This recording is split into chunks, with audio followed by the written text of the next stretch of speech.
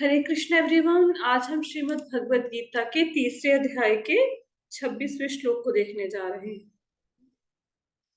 इससे पहले वाले श्लोक में हमने क्या देखा?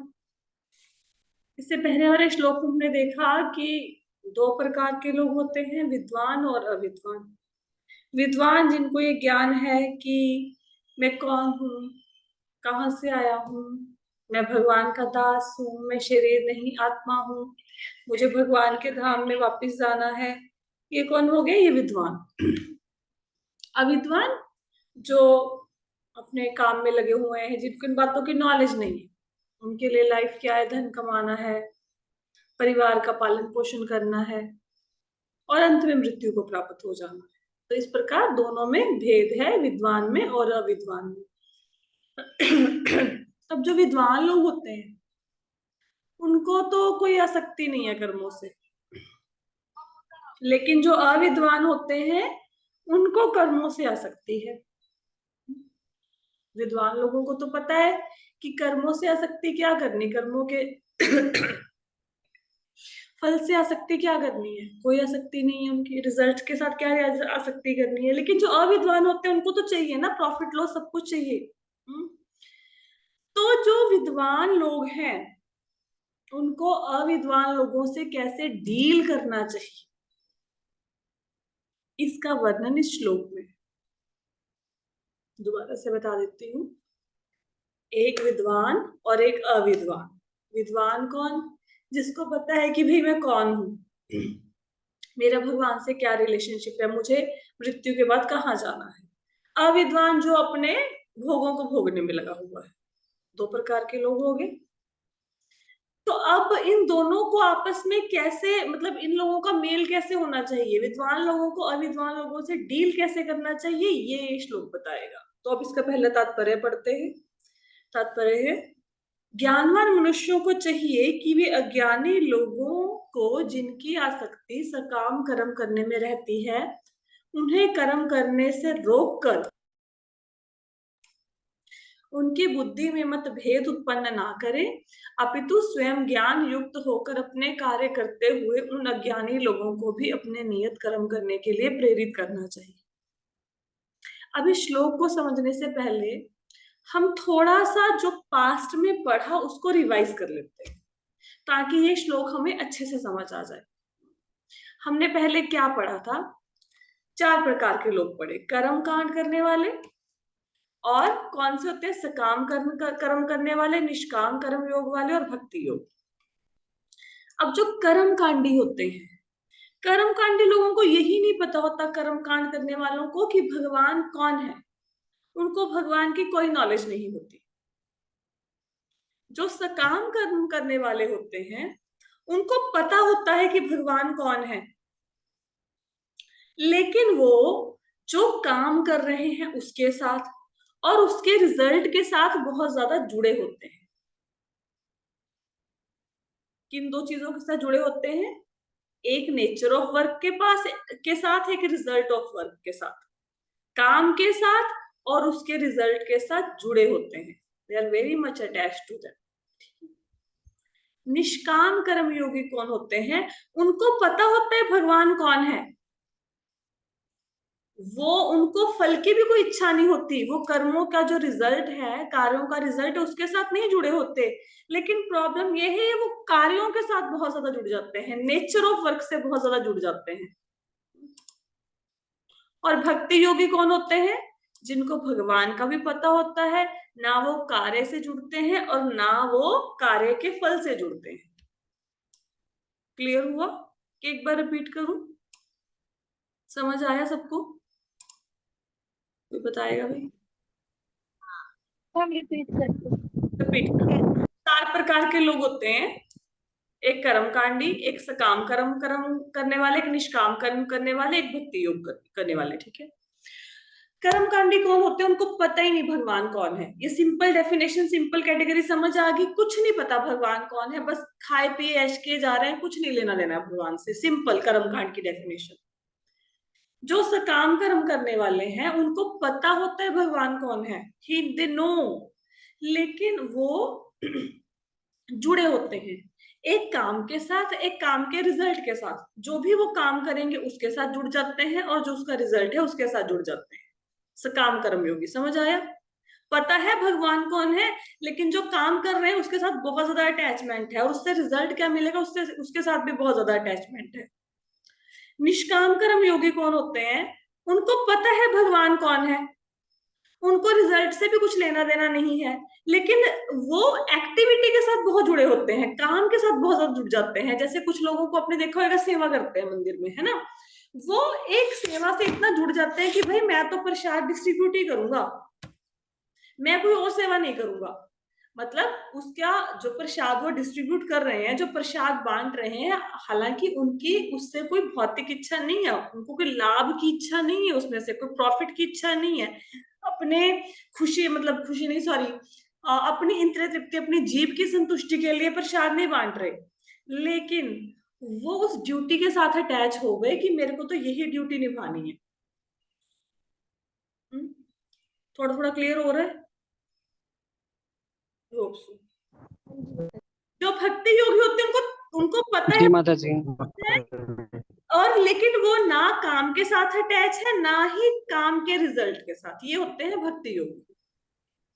ठीक है। अब अगर कोई विद्वान कहे, जो भक्ति योग की प्रैक्टिस कर रहा है, वो बोले ये जो कर्म कांडी लोग हैं, ये जो कर्म कांडी लोग हैं, इनको मैं सीधा भक्ति योग के रास्ते पे ले जाता हूँ, तो ये पॉसिबल नहीं है। कई बार देखो, अभी आप लोग क्या है, आप लोग कृष्णा कॉन्शियसनेस में हो, आप प्रैक्टिस कर रहे हो भक्ति योग को, आप प्रसाद खाते हो, मंदिर आते हो, गीता की क्लास लगाते हो, चैंटिंग करते हो, सब कुछ करते हो।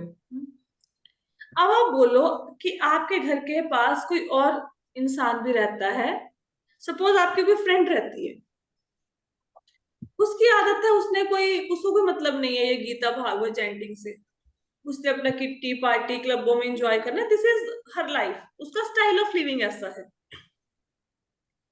अब एक तरीका तो ये है कि आप देखो, यार ये क्या घृणित कार्य कर रही हैं, ये किट्टियों क्लबों में घूमते फिरते हैं, ये कैसे वस्त्र पहन के जा रहे हैं, ये तो नर्क में गिरेंगे, इनका कुछ नहीं हो सकता। एक तो ये तरीका है देखने का। दूसरा तरीका क्या है? दूसरा तरीका ये है कि आप उनके पास गए, उनको बोला, अरे आपको पता है आप शरीर नहीं हो, आप आत्मा हो, अगर आप ये सारे काम करोगे ना आप नर्क में गिर जाओगे। वो आपको बोलेंगे चलते बनोगे, हम गिरेंगे ना नर्क में, तुझे क्या पड़ी है।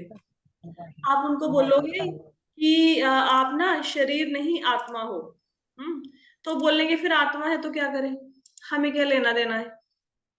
हो सकता है ना ऐसा, अगर आप ऐसे किसी इंसान को जाके ऐसे प्रीचिंग करोगे, है ना, वो क्योंकि वो उस ज्ञान को लेने के लिए अभी उतने कैपेबल नहीं हुए हैं। हम्म? जैसे कोई नर्सरी क्लास का बच्चा है, उसको आपने सीधा बोल दिया कि मेरे को नर्सरी क्लास के बच्चे को बोला कि मुझे बताओ 213 में से हम लोगों ने 113 लेस किए तो कितना आया। वो बेचारा बच्चा बोलेगा मुझे क्या पता, मेरे को कौन सा भाई ये पता है, जो तुम क्वेश्चन पूछो उसको तो एडिशन सब्ट्रैक्शन भी नहीं पता क्या होते हैं, है ना। तो हम लोग कई बार ऐसा करने की कोशिश करते हैं, सामने वाले बंदे की नेचर बिहेवियर देख के उसको प्रीच करने की कोशिश नहीं करते, बस ठास है। अब कोई बंदा शिव जी के मंदिर में जाता है, ओम नमः शिवाय का पाठ करता है, जल चढ़ाता है, उसको जाके आप ठा से बोल दो, नहीं नहीं कृष्ण ही भगवान है, आज से आप जल चढ़ाना बंद कर दो, भी कृष्णा ही सब कुछ है, क्या वो आपकी बात मानेगा? नहीं मानेगा। और अगर मान भी लेगा, तो अभी वो पहले भगवान, मतलब शिव भोलेनाथ की भक्ति कर रहा था, अब वो कृष्णा की भक्ति में आएगा, अब वो उसकी श्रद्धा है शिव जी की भक्ति में, अब ना वो कृष्णा तक पहुंचा, ना भगवान शिव की भक्ति पूरी कर पाए, वो बीच में फंस जाएगा। मतलब धोबी का कुत्ता, ना घर का ना घाट का, वो हालत हो जाएगी। तो हमें क्या करना चाहिए फिर? तो ऐसे लोग जो आपको दिखाई देते हैं, आपको बड़े स्मार्टली उन लोगों को देखना है कि इन लोगों को मैं भगवान की भक्ति में कैसे लगा सकता हूँ। अगर किसी फीमेल को बहुत ज्यादा पार्टीज करने का शौक है, उसको आप बोलो पार्टी बंद करके आज से कीर्तन शुरू कर दो, अरे भैया वो क्यों करेंगे, उनकी वो आदत है, उनका वो लाइफ स्टाइल है, उनका वो जीवन है, वो एकदम से नहीं छोड़ पाएंगे। तो आप क्या कर सकते हैं? आप उनको ये बोल सकते हैं कि भाई ये जैसे जन्माष्टमी आ रही है, सपोज हम लोग कोई सामूहिक भोज का आयोजन करते हैं या कोई ऐसे मिलके गेट टुगेदर करते हैं, तो भी माता जी आपकी ये सेवा है कि आप घर से हलवा बना लोगे, ये सेवा दे सकते हो। या वो ये भी नहीं करते, आप उनको बोल सकते हो, आपने घर पे लड्डू गोपाल जी को भोग लगवाया और वो जब भी आपको दिखाई दे आप उनको बोलो कि भाई ये थोड़ा सा प्रसाद लोगे, प्रसाद को कोई मना करता है? आपने किसी को लड्डू दिया, बर्फी दी, कोई मना करेगा? खा लेगा। जैसे ही उस इंसान ने लड्डू को खाया, बर्फी को खाया, उसकी भक्ति वहीं से प्रारंभ हो गई। जैसे ही वो पहला कौर प्रसाद का उसके मुंह में गया, उसकी भक्ति शुरू हो गई। लेकिन इसके विपरीत अगर आप उनको जाके चार बुराइयां करते कि अरे भाई तुम क्या नरक की जिंदगी जी रहे हो, ये कोई जिंदगी है, हमारे पास आओ हम तुम्हें दिखाते हैं जिंदगी किसको कहते हैं, तो वो भक्ति से भाग जाते उल्टे पैर। तो आपने सामने वाले इंसान की मेंटेलिटी को देखते हुए उसे प्रीचिंग करनी है। विद्वान लोगों को ये देखना है कि पहले तो अपना आचार अच्छा होना चाहिए। आचार का मतलब ये है, सपोज मैं 16 राउंड्स नहीं करती, मैं 16 माला नहीं करती और मैं लोगों को जाके प्रचार करना शुरू कर दूं, आप करो आप करो आप करो, कोई नहीं कर पाएगा। क्यों? क्योंकि मैं खुद नहीं कर रही। अगर मैं खुद एकादशी का व्रत नहीं रखती, मैं लोगों को जाके प्रचार करना शुरू कर दूं, तुम भी एकादशी का व्रत रखो, तुम भी एकादशी का व्रत रखो, और मैं एकादशी वाले दिन चावल खाए जा रहे हूँ, तो मेरी बात तो कौन सुनेगा? तो सबसे पहले तो विद्वान लोगों को अपना आचरण सही रखना है, खुद को सही रखना है। और फिर जब अविद्वान से आप मिलने जा रहे हो तो आपको पता होना चाहिए कैसे स्मार्टली उनको भक्ति में लेके आना है। हर एक व्यक्ति को, जैसे कई बार बोलते हैं ना कि कोई छोटा बच्चा है, उसको पढ़ाना है। अब कुछ बच्चे होते हैं, माँ कहती है कि चलो बेटा पढ़ाई कर लो, वो चुपचाप से बैठ जाते हैं। कुछ बच्चे कहते हैं नहीं पहले मैं खेलूंगा फिर पढ़ाई करूंगा, तो माँ मान जाती है। कुछ कहते हैं कि नहीं मम्मी मुझे तो पहले चॉकलेट दो फिर पढ़ूंगा, तो उनकी बात वैसे सुननी पड़ती है। तो हर एक बच्चे को आप एक जैसी चपेट मार के नहीं बिठा सकते पढ़ाई के लिए, आपको बच्चे की मेंटेलिटी देखनी पड़ती है, वैसे आपको पढ़ाना पड़ता है। उसी प्रकार अगर आपने किसी को कृष्ण कॉन्शियसनेस में लेके आना है, भक्ति के मार्ग पे लेके आना है, जो कि अविद्वान की कैटेगरी में है, तो आपको स्मार्टली प्ले करना पड़ेगा। बहुत बारी भक्त कहते हैं कि माता जी हमने इतने लोगों को बोलते हैं चैंटिंग करो, माला करो, गीता भागवत पढ़ो, कोई सुनता तो है नहीं हमें, ऐसे ना लोग क्लास नहीं लगाते, ऐसे ही मतलब ग्रुप ज्वाइन भी कर लेते हैं, क्लास नहीं लगाते। अरे भाई ऐसे लोगों को प्रसाद दो, फिर उनको किसी सेवा में लगाओ। तो इस प्रकार उनको भक्ति के रास्ते पे आप लेके आ सकते हो। अब इसको एक और एग्जाम्पल से समझते हैं और अच्छे तरीके से। जॉर्ज हैरिसन, ये सिंगर का नाम सबने सुना होगा, ठीक है? तो ये बहुत अच्छे सिंगर थे, अपने बीटल ग्रुप तो सुना होगा कई लोगों ने, है ना? तो वह उसमें जो जॉर्ज हैरिसन थे, वो प्रभुपाद जी से मिले, उनसे प्रभावित हुए और वो कृष्णा कॉन्शियसनेस में आए। उनका मन किया अब भक्तों की संगति करते करते कि मुझे भी सन्यास ले लेना चाहिए। तो उन्होंने प्रभुपाद जी के पास जाके अपनी इच्छा व्यक्त करी। तो प्रभुपाद जी ने उनको सन्यास लेने के लिए मना कर दिया कि आप ऐसे ब्रह्मचारी नहीं बन सकते, सन्यास मतलब बन नहीं सकते, कि नहीं आप ब्रह्मचारी मत बनो, सन्यासी मत बनो। ऐसा क्यों कहा प्रभुपाद जी ने? क्योंकि देखो जॉर्ज हैरिसन है ना, ये जो सिंगर होते हैं जैसे माइकल जैक्सन है, ऐसे सिंगर है, हमारे यहाँ पे सिंगर है इंडिया में लता मंगेशकर है, और इनकी बहुत बड़ी एक फैन फॉलोइंग होती है। और वो जो फैन फॉलोइंग होती है ना, वो अंधाधुंध विश्वास करती है जिसके वो फैन है और उनकी चीजों की नकल करती है। जैसे अभी सलमान खान का ब्रांड होएगा बीइंग ह्यूमन, तो जो लोग सलमान खान को पसंद करते हैं, हो सकता है वो बीइंग ह्यूमन की टी शर्ट डाल के घूमे, ठीक है? तो ऐसे वो उनको फॉलो करती है। अब जो जॉर्ज हैरिसन भक्ति में आ रहे हैं, उनका तो हृदय शुद्ध हुआ, उनको भगवान कृष्ण से प्रेम हुआ, उनको भक्तों का संग मिला, वो तो भाववश ब्रह्मचारी बनना चाहते हैं, सन्यासी बनना चाहते हैं सपोज। लेकिन जो उनको फॉलो कर रहे हैं, कि उनमें वो भाव है? उनमें तो वो भाव नहीं है। अब कल को जॉर्ज हैरिसन अपना सिर मुंडवा दे, सपोज तिलक धारण कर लें, धोती कुर्ता धारण कर लें, तो जो उनकी फैन फॉलोइंग है वो उनको फॉलो करेगी कि नहीं करेगी? बताओ, यस और नो? करेगी मतलब, करेगी। जरूरी नहीं है माता जी। हाँ, करेगी। लेकिन क्या उनके हृदय पवित्र है जॉर्ज हैरिसन जितने? वो तो बस वो नकल करने का हो गया ना। यस, वो नकल कर रहे हैं, वो हृदय पवित्र नहीं है। ठीक है। तो दूसरी बात यह है, हो सकता है बहुत सारी फैन फॉलोइंग टूट भी जाए। क्यों? क्योंकि वो तो गानों से प्रेम करते थे। अब कोई बंदा गानों को त्याग के सीधे सन्यासी ब्रह्मचारी बन जाएगा तो हो सकता है वो तो, जैसे कोई किसी हीरो को लाइक करता है तो उसकी एक्टिंग के कारण करता है। कल को हीरोगिरी छोड़ के वो सन्यासी बन जाए, जैसे विनोद खन्ना ने ओशो ज्वाइन कर लिया, तो उसकी जो लोग एक्टिंग को पसंद करते थे फिर वो बाद में उसके साथ थोड़ा ना रहे, वो फैन फॉलोइंग तो टूट गई। तो क्या किया जाए कि जॉर्ज हैरिसन भक्ति में भी बढ़ जाए और उनके फैन फॉलोइंग जो है वो भी कृष्ण भक्त बन जाए। ऐसा क्या किया जाए? तो प्रभुपाद जी ने उनको समझाया कि आप सन्यास मत लो, ब्रह्मचारी मत बनो, आप क्या करो, आप जो आपका टैलेंट है उसको कृष्ण भक्ति में लगाओ। उसको कृष्ण भक्ति में कैसे लगाओ? अब वो गाने लिखते थे, गाने गाते थे, तो पहले उनके जैसे ओ बेबी आई वाना मिस यू इस प्रकार के लिरिक्स होते थे उनके गानों के। तो जॉर्ज हैरिसन ने क्या किया, उनका टैलेंट तो गाना गाना गाना लिखना ही है ना। अब उन्होंने उन्हीं गानों की धुन को आ गया, उनके लिरिक्स को चेंज कर दिया, उनके बोल चेंज कर दिए गानों के। अब उन्होंने क्या गाना बनाया, my sweet lord I really want to say you. ठीक है। अब उन्होंने ये गाना बना दिया। अब जब उनके जो उनको फॉलो करने वाले हैं वो गाना तो गाएंगे, ठीक है, अब वो तो स्वीट लॉर्ड उनके लिए तो वो यीशु मसीह जिसकी मर्जी के साथ उसको लिंक करते रहे। अब जैसे जैसे उनके गाना आगे बढ़ा, जैसे अगर आप देखेंगे ना, मैंने थोड़ा गाना इंक्लूड किया है उनका जो लिरिक्स है ये माई स्वीट लॉर्ड का, तो आप ये देखो जहां जहां पे गाना आगे बढ़ा, माई माई माई लॉर्ड, उसके बाद हरे कृष्णा स्टार्ट होता है, तो धुन के साथ माई माई माई माई लॉर्ड, फिर हरे कृष्णा, फिर my sweet lord Hare Krishna, my sweet lord Hare Krishna, my lord Hare Hare, हम गुरुर ब्रह्मा गुरुर विष्णु गुरुर देवो महेश्वर गुरुर साक्षात परब्रह्म तस्मै श्री गुरुवे नमः, हरे राम हरे कृष्णा। तो गाना गाते गाते उन्होंने बोल के साथ हरे कृष्ण मंत्र को ऐड कर दिया, तो लोगों को पता ही नहीं लगा कि वो गाना गा रहे हैं कि हरे कृष्ण मंत्र गा रहे हैं। तो जो इनकी इतनी बड़ी ह्यूज फैन फॉलोइंग थी वो गाना गाते गाते हरे कृष्ण महामंत्र का जाप कर गई और अब भी कर रही है। तो isn't it a smart way? Smart move है ना ये, कि गाना गाते गाते, अब जैसे एक बार क्या हुआ, प्रभुपाद जी से किसी ने बोला कि ऐसे ना हरे कृष्ण महामंत्र का मतलब दुरुपयोग हो रहा है, देयर वाज अ मूवी, उसमें गाना आया ना, बोलो सुबह शाम हरे कृष्ण हरे राम। तो प्रभुपाद जी ने कहा किसी भी तरीके से ही लोगों के मुंह से हरे कृष्ण महामंत्र तो निकल रहा है ना।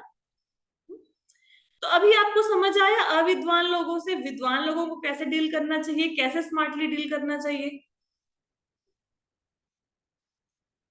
श्लोक क्लियर हुआ? जी माता जी। एक बार फिर से जी श्लोक माता पढ़ते हैं। जी, वो है कि डायरेक्ट नहीं हमें बात करनी चाहिए ऐसी। हमने देखना है कि जिससे हम बात करने जा रहे हैं उसका स्वभाव क्या है। अब आपने देखा होगा कुछ लोग माला नहीं कर सकते, भगवत गीता भागवतम की क्लास नहीं लगा सकते, लेकिन अगर आप उनको बोलो कि भाई मैं भगवान के लिए प्रसाद बना रहा हूँ या बना रही हूँ, ये थोड़ा सा ड्राई फ्रूट है, ये थोड़ा काट देंगे, आपको कोई मना नहीं करेगा। ऐसे होते हैं ना। चलो ड्राई फ्रूट को काटने से भी मना कर दिया, आप बोलेंगे ये लो 2 दाने प्रसाद के, आप ले लोगे। मतलब इंडिया में तो ऐसी प्रथा ही है, कोई प्रसाद को तो वैसे मना नहीं करता। तो आपको सामने वाले का देख के कि उसकी मेंटेलिटी कैसे, अपनी अपने आप को अच्छे ढंग से प्रेजेंट करते हुए, ऐसे नहीं कि हम खुद नाम नहीं जप रहे, हम कुछ नहीं कर रहे, लोगों को प्रचार करने के लिए घूम गए। अब बहुत सारे लोगों की देखो, प्रभुपाद जी जिसको भी प्रचार करते थे वो भक्त बन जाता था, हमारे प्रचार करने से क्यों नहीं बनता? क्योंकि हम शुद्ध भक्त नहीं है। प्रभुपाद जी शुद्ध भक्त थे। तो एटलीस्ट जो लोग प्रचार कर रहे हैं कम से कम उनको तो 4 नियमों का और 16 माला का जाप करना चाहिए, 4 नियमों का पालन करना चाहिए। अगर प्रचार करने वाला ही नहीं कर रहा तो जिसको प्रचार कर रहे हो वो कैसे आपकी क्लासों में आएगा, कैसे वो आपसे कन्विंस होगा? पहले अपने आचार को सही करो, फिर दूसरे वाले की मेंटेलिटी को जानो, उनको समझो, फिर वैसे ही प्रचार करो जैसे उनको अच्छा लगता है। अब हमारी भगवत गीता की क्लासेस में बहुत सारी स्टोरीज होती हैं। Why these stories are there? क्यों इतनी स्टोरीज को इधर उधर से निकाल के स्क्रिप्चर से आपके सामने लाके रखा जाता है? क्योंकि अब जैसे मेरी एक फ्रेंड है, उन्होंने मुझे बताया, वो भगवत गीता के सेशन सुनती हैं, वो कहते हैं कि वो अपने हस्बैंड को या बच्चों को ये स्टोरी सुनाते हैं, मतलब भगवत गीता का सेशन नहीं रिपीट कर पाते, लेकिन इसमें से स्टोरी जो मैं सुनाती हूँ वो अपने पति को या बच्चों को सुनाते हैं। तो आपको पता है उनके पति और बच्चे जो हैं वो सिर्फ स्टोरी सुनने से मुक्त हो सकते हैं, सिर्फ स्टोरी सुनने से। कैसे? अब कल हम लोगों ने स्टोरी सुनाई देवयानी और कच्छ की, देवयानी और उसकी कौन थे, ये याति महाराज की। ये श्रीमद् भागवतम से ली गई स्टोरी है। तो ये स्टोरी नहीं, श्रीमद् भागवतम का एक पार्ट है। तो उन्होंने इनडायरेक्टली, उनको ये भी नहीं पता कि वो श्रीमद् भागवतम सुना गई अपने हस्बैंड को और अपने बच्चों को, उनको पता ही नहीं है ना। लेकिन जो भगवान की श्रीमद् भागवतम किसी को सुनाता है उसका उद्धार तो होगा ही ना, तो होगी भक्ति शुरू। तो स्मार्ट मूव करना है। अब इस श्लोक को एक बार फिर से पढ़ेंगे, अब देखते हैं हम इस श्लोक की समझ आई कि नहीं। ज्ञानवान मनुष्यों को चाहिए कि वे ज्ञानी लोगों को, जिनकी आसक्ति सकाम कर्म करने में रहती है, मतलब जिनको ड्यूटी के साथ बहुत प्यार है, काम के साथ, और काम के रिजल्ट से बहुत प्यार है, प्रॉफिट होगा कि लॉस होगा मैं जो काम कर रहा हूं, उन्हें कर्म करने से रोक कर उनकी बुद्धि में मतभेद उत्पन्न ना करें। कोई पार्टी में जा रहे उसको रोको मत भाई, कोई बिजनेस कर रहा उसको रोको मत कि बिजनेस को छोड़ के भक्ति करो, कोई गृहिणी अपने बच्चों को पढ़ा रही है उसको रोको मत कि कल से हरे कृष्ण महामंत्र की माला करो तो कल से बच्चों को नहीं पढ़ाना ना। कर्म करने से रोको नहीं, उनकी बुद्धि को भ्रमित मत करो, क्योंकि उनका अभी वो लेवल नहीं आया कि वो बात को समझ सके। उनको डायरेक्टली जाके आत्मा परमात्मा की बात मत बताओ कि पता है तुम शरीर में, तुम आत्मा हो गए। वो बंदा बोलेगा मैं क्या करूं, मैं आत्मा हूं भाई। ऐसे डायरेक्टली उनको आत्मा का ज्ञान मत दो, उनकी बुद्धि को भ्रमित मत करो, क्योंकि वो जो कर रहे हैं वो भी नहीं कर पाएंगे बेचारे आपकी बातें सुनकर। अपितु स्वयं ज्ञान युक्त होकर, इसका मतलब क्या है, अपने कार्य करते हुए, मतलब खुद की भक्ति में अपने आप को दृढ़ रखो। आप भक्ति कर रहे हो ना, आप अच्छे से भक्ति करो। उन अज्ञानी लोगों को भी अपने नियत कर्म करने के लिए प्रेरित करना चाहिए कि भाई आप पार्टी में जा रहे हो, बहुत बढ़िया, जाना चाहिए, खूब मस्ती करनी चाहिए, पर क्या आप ये प्रसाद ले लेंगे? ठीक है, उनको रोको नहीं, उनकी बुद्धि को भ्रमित मत करो। I hope so this shloka is very much clear to you. आगे चलें। हाँ जी। राइट। अच्छा, यहाँ पे एक स्लाइड है, मैं समझाना भूल गई। देखो 4 प्रकार के लोग होते हैं। भगवत गीता किन लोगों के साथ डील नहीं करती। हम भगवत गीता में जो बात कर रहे हैं किन लोगों की कर रहे हैं। पहले तो लोग होते हैं जो कि नास्तिक होते हैं, तो भगवत गीता में नास्तिक लोगों के साथ डील नहीं करती। दूसरे लोग होते हैं जो विश्वास नहीं करते शास्त्रों में, उन लोगों के लिए भी भगवत गीता नहीं है। तीसरे लोग हैं जो शास्त्रों में विश्वास तो करते हैं लेकिन उनको फॉलो नहीं कर सकते, उनके लिए भी भगवत गीता नहीं है। चौथी कैटेगरी के लोग होते हैं जो शास्त्रों को विश्वास करते हैं, शास्त्रों पर आस्तिक हैं, भगवान को मानने वाले हैं, शास्त्रों में जिनकी श्रद्धा है, वो शास्त्रों को फॉलो करने की कोशिश भी करते हैं, लेकिन उनके अंदर इच्छाएं हैं सेंस ग्रेटिफिकेशन की। अब उनको घर गाड़ी बंगला चाहिए तो चाहिए, हम भगवान को मानते हैं, घर में धूप बत्ती भी करते हैं, लड्डू गोपाल जी की भी सेवा कर रहे हैं, लेकिन अब मन में इच्छाएं हैं तो क्या करें। तो सेंस ग्रेटिफिकेशन की इच्छाएं तो है, कोई बात नहीं, भगवत गीता उनके साथ डील करती है। ठीक है, तो आप देख सकते हैं कि आप चारों में से किस कैटेगरी में आते हैं। आई होप सो कि हम सब लोग चौथी कैटेगरी में फॉल करते हैं, है ना। कि नास्तिक तो हो नहीं सकते, नास्तिक होते तो भगवत गीता की क्लास क्यों लगाते, और अगर स्क्रिप्चर पे विश्वास ना होता तो गीता की क्लास में क्यों बैठे होते, क्योंकि गीता भी तो एक स्क्रिप्चर है, शास्त्र है। तो फिर ऐसा नहीं है कि इसको फॉलो नहीं, फॉलो करने की कोशिश तो कर रहे हैं, जब सुनते हैं कुछ ना कुछ तो फॉलो करते हैं ना। हाँ, लेकिन मन में इच्छाएं हैं तो कोई बात नहीं, भगवत गीता हमारे लिए ही है। ठीक है, नेक्स्ट श्लोक पे चलते हैं। नेक्स्ट श्लोक है 3.27, बहुत अच्छा श्लोक है, बहुत फेमस श्लोक है भगवत गीता का। प्रकृतिः क्रियमाणानि गुणैः कर्माणि सर्वशः अहंकार विमूढ़ात्मा कर्ताहमिति मन्यते। अब पहली बात, पहले श्लोकों में क्या आया, 2 कैटेगरी के लोग होते हैं, एक विद्वान एक अविद्वान। विद्वान अविद्वान हमें समझ आ गया। विद्वान को अविद्वान के साथ डील कैसे करना है वो भी पिछले श्लोक में हमने समझ लिया, कि अपनी भक्ति करते हुए दूसरे की मेंटेलिटी को देखते हुए वैसे उसको प्रचार करना, ये भी समझ आ गया। अब भाई पता कैसे लगेगा ये विद्वान है या अविद्वान है, थोड़ा हमें समझ तो होनी चाहिए ना, कि ऐसा तो है नहीं कि विद्वान के सिर पे लगा हुआ लिखा होगा ये विद्वान है, अविद्वान के सिर पे लिखा होगा ये अविद्वान है, सिर पे तो लिखा नहीं होएगा, है ना। तो कैसे पता लगेगा, इसको पता लगाने का तरीका भगवान बता रहे हैं 3.27 में। जीवात्मा अहंकार के प्रभाव से मोहग्रस्त होकर अपने आप को समस्त कर्मों का कर्ता मान बैठता है, जबकि वास्तव में वह प्रकृति के 3 गुणों द्वारा संपन्न किए जाते हैं। तो जो अविद्वान है, बहुत बुद्धिमान नहीं है, वो क्या कहता है, सारे काम कौन करता है, किए हैं, किसने किए हैं, मैंने, ये सारी जिम्मेवारी किसकी है, मेरी, घर बार कौन चला रहा है, मैं, पालन पोषण कौन कर रहा है, मैं, ये घर का काम किसने किया, मैंने। तो उसको ये लगता है कि मैं सब कामों का करता हूं, वो अहंकारवश, अपने प्राउड फीलिंग के कारण, वो क्या समझता है कि मैं सारे कामों का डूअर हूं, अगर मैं ना हूं तो काम होंगे ही नहीं। लेकिन उस मूर्ख को ये नहीं पता कि जो सारे काम हैं ये तो प्रकृति के 3 गुण करते हैं। इवन अगर आपने किसी को चपेट भी लगानी है ना, तो जब तक आपके अंदर तमोगुण जागृत नहीं होगा आप किसी को पीट भी नहीं सकते, उसके लिए तमोगुण होना जरूरी है। तो काम हम नहीं करते, काम तो प्रकृति के 3 गुण हमसे करवा देते हैं, सतो रजो तमो गुण। ये जैसे ऊपर दिखाया हुआ है ना, हम कठपुतली का खेल देखते हैं, आपने कभी देखा होगा बचपन में, हम देखते हैं कठपुतली कितना अच्छा नाच रही है, लेकिन कठपुतली नहीं नाच रही होती, उसके पीछे उसको नचाने वाला बैठा होता है, वो जैसे घुमाता है अपनी उंगलियों को, वो जो कठपुतली होती है वैसे ही नाचती है। इसी प्रकार हम कार्यों को करने वाले कर्ता नहीं हैं, प्रकृति के 3 गुण जैसा हमें नचाते हैं वैसा हम नाचते हैं।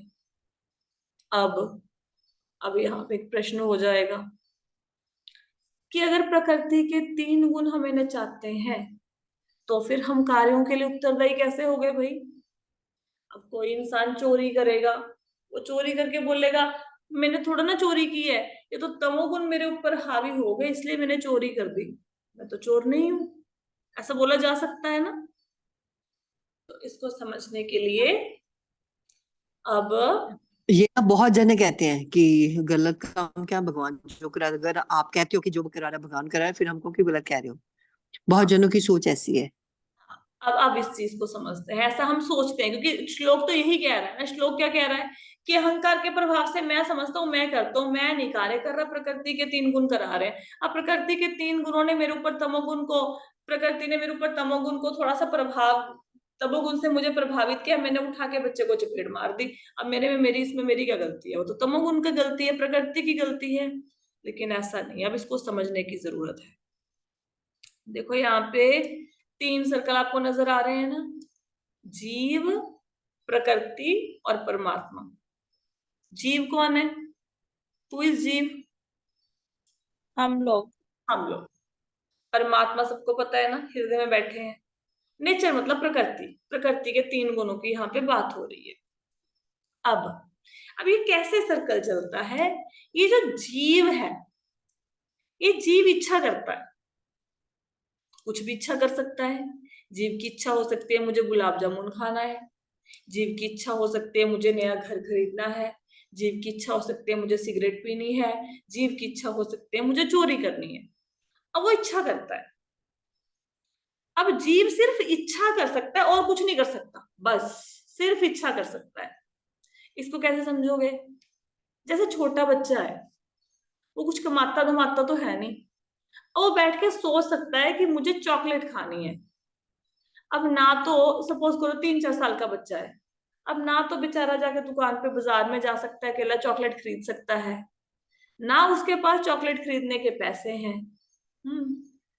तो वो सिर्फ इच्छा कर सकता है ना कि मुझे चॉकलेट खानी है, बस उसकी इच्छा है। अब बच्चा किसके पास जाएगा, पापा के पास, मम्मी के पास, मुझे चॉकलेट खानी है ना। इसी प्रकार जो जीव होता है, जीव जो इच्छा करता है, वो इच्छा किसके पास आती है, उसकी फाइल परमात्मा के पास। जीव ने इच्छा कर दी, वो फाइल आ गई परमात्मा के पास। अब परमात्मा देखते हैं कि भाई ये जो जीव इच्छा कर रहा है, क्या इसके पास्ट के कर्मा इसको सपोर्ट करते हैं कि इसकी इच्छा पूरी कर दी जाए। मुझे बड़ी गाड़ी चाहिए, क्या मेरे पिछले जन्म के कर्म मुझे सपोर्ट करते हैं कि मुझे गाड़ी मिले। मुझे नया घर चाहिए, क्या मेरे पूर्व जन्म के कर्म सपोर्ट कर रहे हैं कि मैं अपने घर की मालकिन बनूं। अगर वो कर्म सपोर्ट नहीं कर रहे फिर कुछ नहीं मिलेगा भाई, ठीक है। तो परमात्मा आपकी फाइल को देखेंगे। आप लोन अप्लाई करते हो, ऐसे होता है ना, बैंक में आपकी फाइल को चेक किया जाता है, सिबिल स्कोर चेक किया जाता है, आपके प्रूफ चेक किए जाते हैं, इनकम प्रूफ चेक किए जाते हैं, फिर आपको लोन दिया जाता है। अब परमात्मा देखते हैं पुराने कर्मों का लेखा जोखा कि भाई तेरे कर्म तेरे को सपोर्ट कर रहे हैं गाड़ी के लिए, तो वो ऐसे या तूने जो भी डिमांड करी, घर बाड़ी बंगला मकान जो भी, अब वो देखते हैं हाँ पिछले जन्मों के कर्मों के अकॉर्डिंग तेरे पुण्य कर्म ऐसे हैं कि तेरी ये इच्छा पूरी हो जा सकती है। तो परमात्मा क्योंकि वो हमारे पिता है, तो वो हमारी इच्छा पूर्ण करने के लिए पिछले जन्मों का हिसाब किताब देख के हमारे पुण्य अगर सपोर्ट करते हैं तो नेचर के पास वो फाइल भेज देते हैं प्रकृति के पास। अब प्रकृति हमारे लिए व्यवस्था करेगी, हम कहीं पे फाइल लगाएंगे, लोन की फाइल हमारी पास हो जाएगी, हमारी इनकम बढ़ जाएगी, हमारे घर में जो भी चाहिए घर गाड़ी बंगला वो आ जाएगा। ठीक है, ये तो होगी एक अच्छी इच्छा, कार की इच्छा, गाड़ी की इच्छा, ऐसे भौतिक अच्छी इच्छा तो नहीं है ये, भौतिक इच्छाएं, लेकिन फिर भी उनसे तो अच्छी है ना कि चोरी करने की इच्छा ऐसी। अब सब सपोज करो जीव के मन में इच्छा आ गई कि मुझे सिगरेट पीनी है, तो इच्छा कर सकता है। अब इच्छा की फाइल गई भगवान के पास, परमात्मा के पास। अब परमात्मा ने कैसे इस फाइल को सैंक्शन कर दिया? ना करते, अगर वो सैंक्शन ना करते तो जीव ना पीता सिगरेट, है ना। तो इसका मतलब तो परमात्मा उत्तरदायी हो गए सारे कामों के लिए, मतलब उसने सिगरेट पी तो सारी की सारी गलती परमात्मा की है, ऐसे लगता है ना। देखो यहाँ पे ये समझने की जरूरत है, भगवान कभी किसी का बुरा नहीं चाहते। भगवान नहीं चाहते, हम उनके बच्चे हैं। कोई माँ बाप चाहेगा कि उनका बच्चा सिगरेट पिए? कोई नहीं चाहेगा। हम चाहते हैं? नहीं चाहते ना। भगवान नहीं चाहते कि हम सिगरेट पिए। जिस जीव ने इच्छा करी वो सिगरेट पिए, लेकिन अब वो अड़ियल है। अब बच्चा होता है ना, बच्चा कहता है, जैसे कोई बच्चे को सपोज आदत पड़ गई, उसको सिगरेट पीने की आदत पड़ गई। अब माँ बाप ने बड़ा समझाया, पहली बार जब पकड़ा उसको सिगरेट पीते हुए देख के तो उसको बड़ी पिटाई कर दी, ठीक है। फिर उसका पॉकेट मनी बंद कर दिया, फिर उसका बाहर जाना बंद कर दिया, फिर कमरे में बंद कर दिया, सारे तरीके यूज करके देख लिया, बंदा बच्चा सिगरेट छोड़ ही नहीं रहा।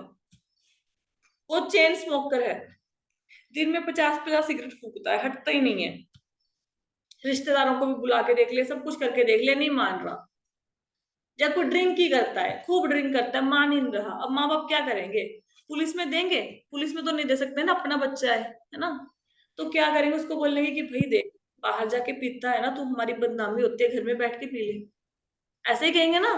या कहेंगे भाई तू ऐसा कर, तू पूरी बोतल खाली करता है, कम से कम आधी कर दे। या तो 50 सिगरेट पीता है, कम से कम करने की कोशिश तो कर, 20 तो कर, ठीक है, 10 पे तो आ, है ना। तो ऐसे फिर माता पिता ना चाहते हुए भी, क्योंकि बच्चा मूर्ख है, वो अपना भला बुरा नहीं समझ रहा, और माता पिता को उसकी बात माननी पड़ जाती है, फिर माता पिता उसको वो चीज अलाउ कर देते हैं। अब भगवान नहीं चाहते कि वो जीव सिगरेट पिए, बट जीव मान ही नहीं रहा। और भगवान ने हम सब लोगों को फ्री विल दी हुई है, हम जो मर्जी इच्छा कर सकते हैं। हम गीता भागवत को सुनने की भी इच्छा कर सकते हैं, हम गाने सुनने की भी कर सकते हैं, सीरियल देखने की भी। भगवान ने कनपट्टी पे बंदूक नहीं तानी है हमारे कि चलो चलो बोलो हरे कृष्ण महामंत्र, बोलो बोलो बोलो। ऐसे नहीं है भगवान, कनपट्टी पे बंदूक रख के नहीं करवाते। तुम्हारी इच्छा भाई, मंत्र बोलना है बोलो, नहीं बोलना तो मत बोलो। तो जैसे माता पिता ना चाहते हुए भी अपने बच्चों की नाजायज डिमांड को मान लेते हैं, उसी प्रकार परमात्मा ना चाहते हुए भी उसकी बात को मान लेते हैं, उसको बहुत समझाते हैं, अंदर से इच्छा आती है कि भाई सिगरेट पिएगा तेरे लंग्स खराब हो जाएंगे, कैंसर हो सकता है, सारी वो दिमाग में घंटी बजती है परमात्मा की कृपा से, पर जीव मानता नहीं है। तो परमात्मा उसकी फाइल को नेचर के पास भेज देते हैं कि चल भाई इसको सिगरेट पिला। फिर नेचर उसके ऊपर तमोगुण को हावी करेगी, वो घर में से कहीं से पैसे निकालेगा, फिर खोखे पे जाके सिगरेट पिएगा, वो अपना एंजॉय करेगा। ऐसे ये सर्कल चलता है, ठीक है। तो कार्य करवाया किसने? नेचर ने।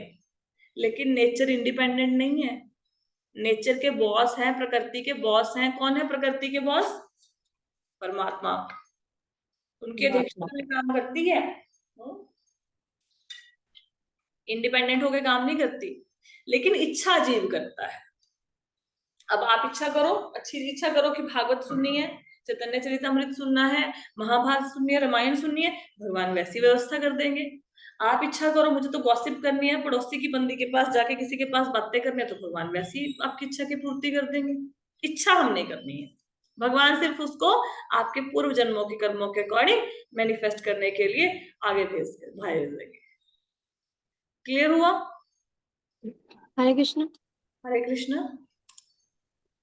माता ये जैसे पेरेंट्स ने कह दिया, लो कर दिया, पर पेरेंट्स भी इसमें पाप के भागीदार हो जाए। ना, पेरेंट्स पाप के भागीदार नहीं होंगे कि जीव ने इच्छा करी। अब इतने बच्चे हैं वो नहीं नहीं, मानते। हरे कृष्ण। नहीं, जीव ने इच्छा करी, पर पेरेंट्स को भी अलो करना, मतलब वो पेरेंट्स भी इसी उसके बीच में आ जाते हैं कि पेरेंट्स ने भी अलो की ना, कि घर में बैठ के पी लो। नहीं नहीं, पेरेंट्स भागीदार नहीं है, पेरेंट्स बिल्कुल भागीदार नहीं, क्योंकि पेरेंट्स देखो इच्छा जीव ने करी, जिसने इच्छा करी वही है, वही उसका भागीदार है, पेरेंट्स की कोई गलती नहीं। वो तो बेचारे अब ये सोच रहे हैं ना कि मान ही नहीं रहा तो क्या करे, पेरेंट्स ने प्रेम वश ना उसको पुलिस के पास नहीं ना पकड़वा सकते, उनके पास चॉइस ही कोई नहीं है।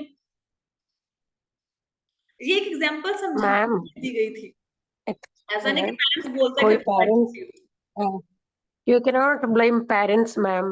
You cannot blame parents. Parents